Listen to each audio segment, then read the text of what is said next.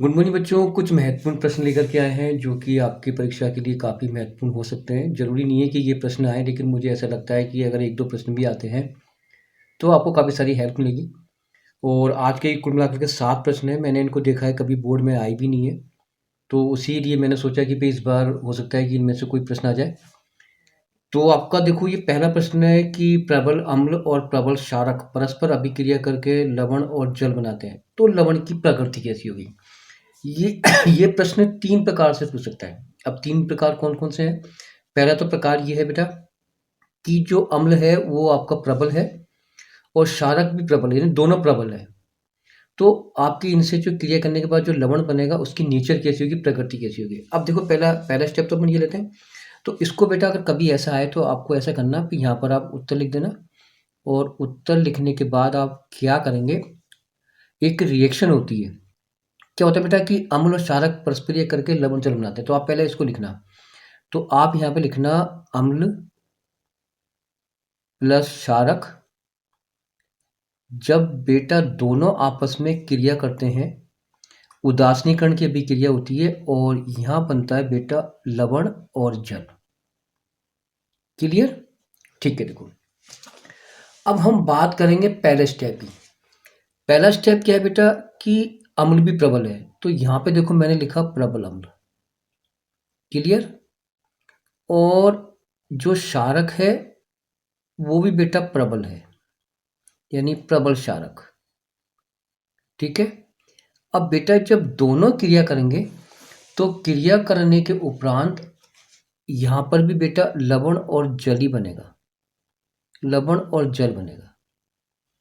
अब ये जो लवण है ये बेटा उदासीन होगा, यानी कि इसका जो पीएच मान है वो बेटा 7 होगा। क्यों होगा 7?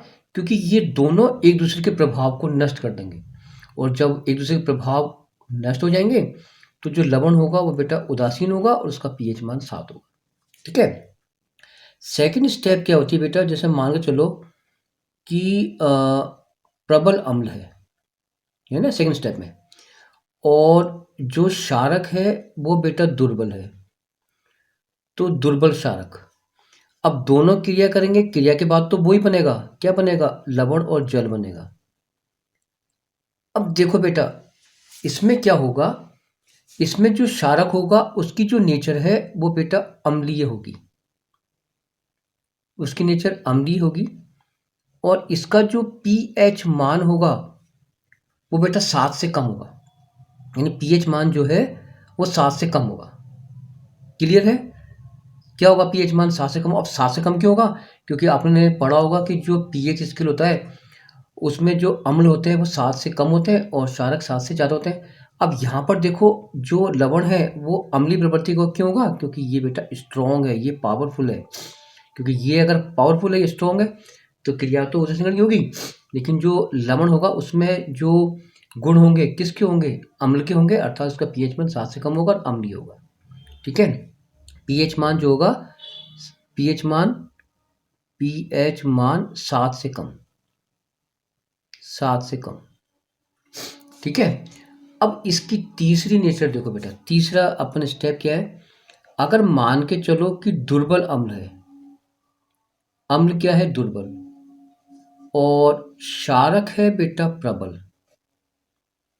अब क्रिया के बाद जो है बनेगा तो लवण ही और जल ही बनेगा।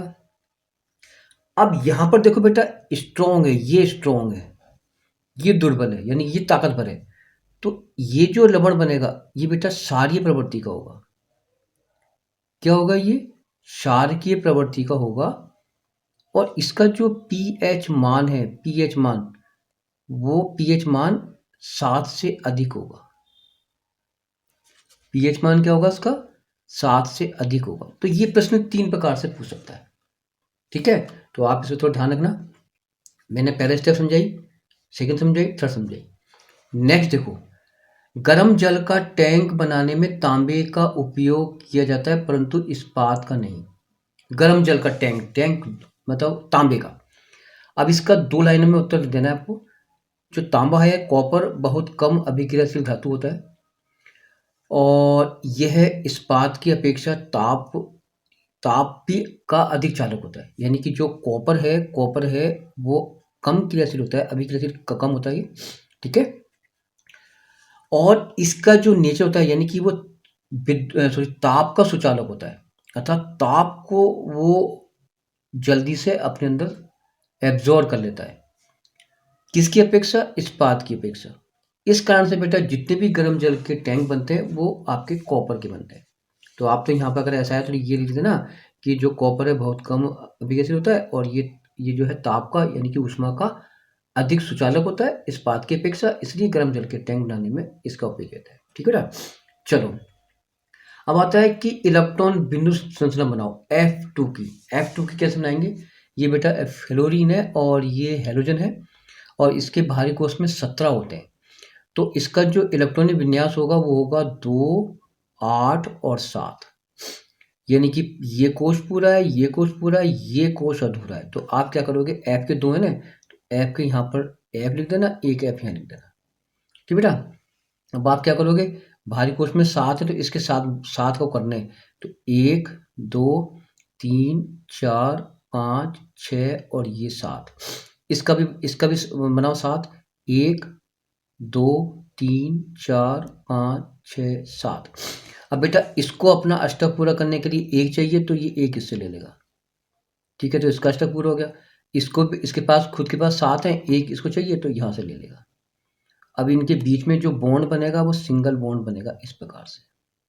तो ये बेटा इलेक्ट्रॉन बिंदु संरचना है, अगर बोर्ड में आए तो कर जाना। ठीक है, चलो अगला चलते हैं प्रश्न। अगला प्रश्न है कि हमारे शरीर में हीमोग्लोबिन की कमी हो जाए तो इसके क्या परिणाम होंगे।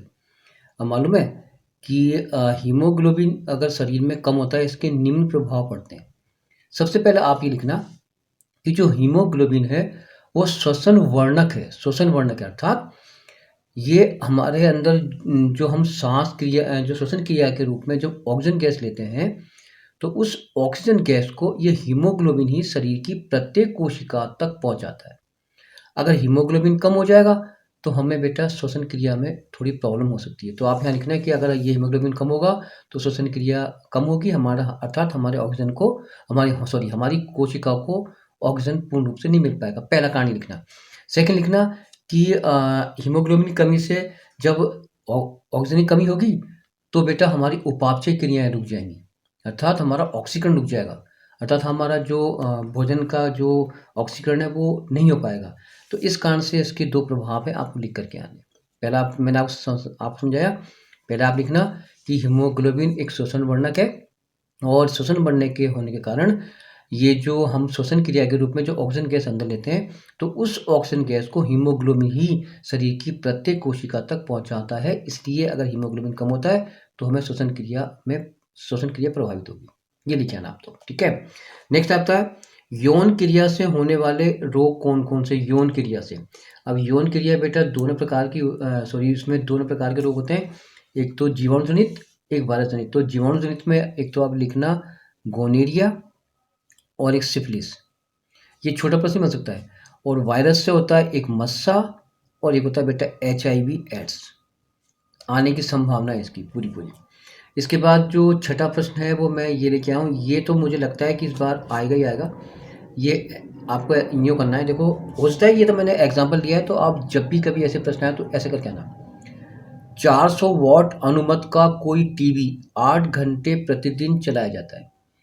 30 दिन प्रति किलोवाट की दर से 3 रुपये प्रति किलोवाट की दर से 30 दिन का आपको खर्चा निकालना है। तो बेटा आप क्या करोगे, सबसे पहले निकालेंगे टीवी द्वारा एक दिन में खर्च की गई कुल ऊर्जा।